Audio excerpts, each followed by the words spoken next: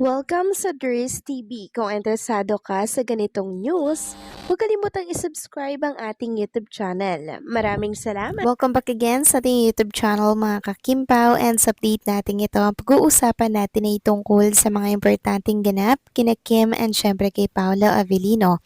So pag-uusapan natin sa update na to ay may kaugnayan nga po mga kakimpaw sa rason kung bakit wala po si Chinita Princess sa It's Showtime kanina. So dito po pala dinala ni Paula Avellino mga kakimpaw, at yan ang pag-uusapan natin mamaya. For sure ikakatuwa nyo po itong lahat, lalo na po ang mga picture na ibabahagi ko po sa mga screen po ninyo maya-maya lamang. So pag-uusapan natin yan kasama na din ang iba pang mga ganap kina Kim and Paolo ngayong araw po ng Miyerkules. Pero bago po ang lahat, maraming salamat po sa inyong patuloy na pagsuporta at pagsubaybay sa mga daily update natin. Kaya naman bilang pasasalamat, narito po ang isang napili kong komento patungkol ito sa naging previous update. Mula ito kay Ginang Annalyn Hicap. Sabi niya po, "Good afternoon, Dries. Yes, anniversary na natin. Anniversary nila, kaya dapat tayong mga babae, pag iniwan, kailangan kalimutan kasi wala naman tayong pagkukulang. Hindi katulad ng iba dyan. Nagpakakamatay, gayahin nyo si Kim. Pagkatapos, tapos na. Basta happy ako kay Kim na natagpuan na rin sa wakas si Paolo ang daan papunta sa kanyang prinsesa. Happy anniversary sa ating lahat kahit hindi ako makapasok sa Discorders. Kim Pao forever." Tama po kayo dyan, Ginang Annalyn Hicap. Happy anniversary din po sa'yo at sa ating lahat. Happy second anniversary po. Talagang dahil dyan sa Discord na yan, nagkaroon po ng unity, meron po tayong sariling bahay, kumpara po sa ibang mga love team na hindi po ginawan ng mga artista na sinusuportahan po nila. Tayo po kasi sobrang love ni Kim and Paolo kaya ginawan po nila tayo ng bahay, pero yung bahay na yon limited lamang po talaga ang nakakapasok. At maging ako, Ginang Annalyn Hicap, hindi pa rin po ako nakakapasok dyan. Kaya hirap pa rin po ako mga kakimpaw na makakuha po ng ayuda dito. So umaasa lamang ako ay sa mga social media na kung saan ay nag-share po ng update mula po sa Discord. So si Kim naman is correct. Dapat nating gayahin si Kim kasi sobrang tapang niya po. Pag iniwan siya, talagang kakayanin niya mga kakimpaw. Sobrang tapang niya talaga. Sobrang tatag niya, kaya saludo tayo sa kanya. So maraming salamat po sa inyong komento, Ginang Annalyn Hicap. God bless po at mabuhay kayo. So eto na nga, pag-usapan na natin mga kakimpaw, mga topic na nakalap natin sa update na to. At unahin na nga nating pag-usapan ang nabasa ko po dito sa social media. So sabi po kasi kay Chinita Princess, "She is proud and no need to explain." Ito po ay komento para po sa mga post ni Chinita Princess. So correct naman mga kakimpaw.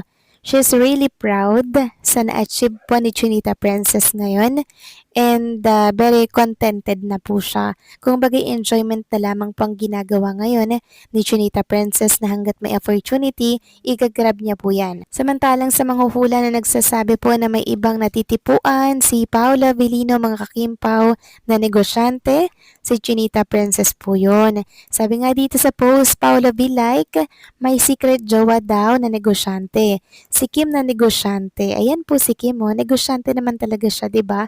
Businesswoman ng House of Little Bunny, at marami pa po niyang franchise mga kakimpaw na hindi po natin alam. Samantalang talakayin naman natin mga kakimpaw ang tungkol naman dito sa kaganapan po kay Chinita Princess ngayong araw po ng Miyerkules. So, chinek ko ang It's Showtime para sure. Wala po si Kim Chu talaga mga kakimpaw. Inaabangan ko kasi yung kanyang OOTD ngayong Miyerkules. Pero wala po talaga siya mga kakimpaw hanggang sa matapos po ang It's Showtime.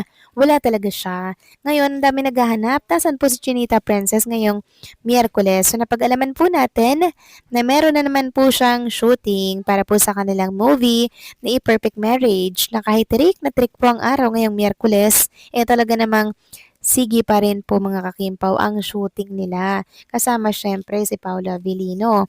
At kung yung papansin dyan, grabe talaga yung pagod ng mga cameraman, ano?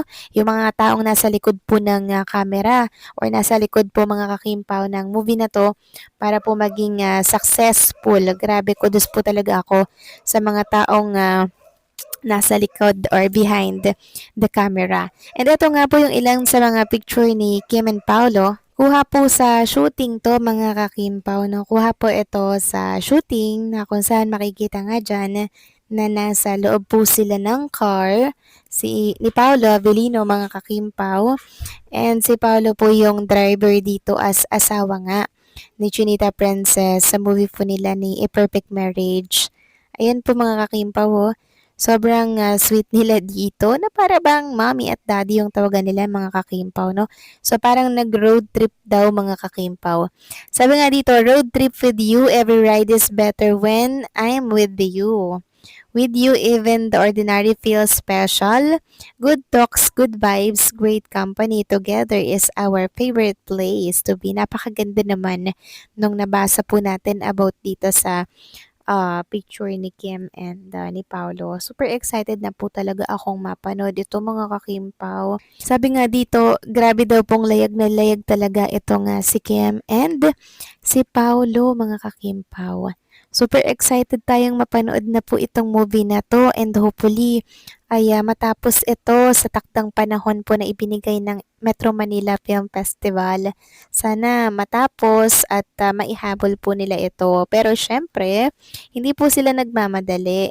Make sure nila yung quality po ng movie, 'di ba? Importante po kasi 'yan. Isa din po 'yan sa chine-check para po syempre dagdag points din po 'yan, yung effort, yung husay, and malakas yung kutob ko na talaga namang mapapasali po ito sa final entry po ng Metro Manila Film Festival. So kahit na anniversary po natin mga kakimpaw sa Discord, anniversary po ni Kim and Paolo, ito po at talagang lagari pa rin sila kahit kainitan na umulan umaraw, bumagyo, bumaha, umulan, walang makakapigil po sa team ng A Perfect Marriage. Tuloy na tuloy pa rin po ang shooting. Grabe, no?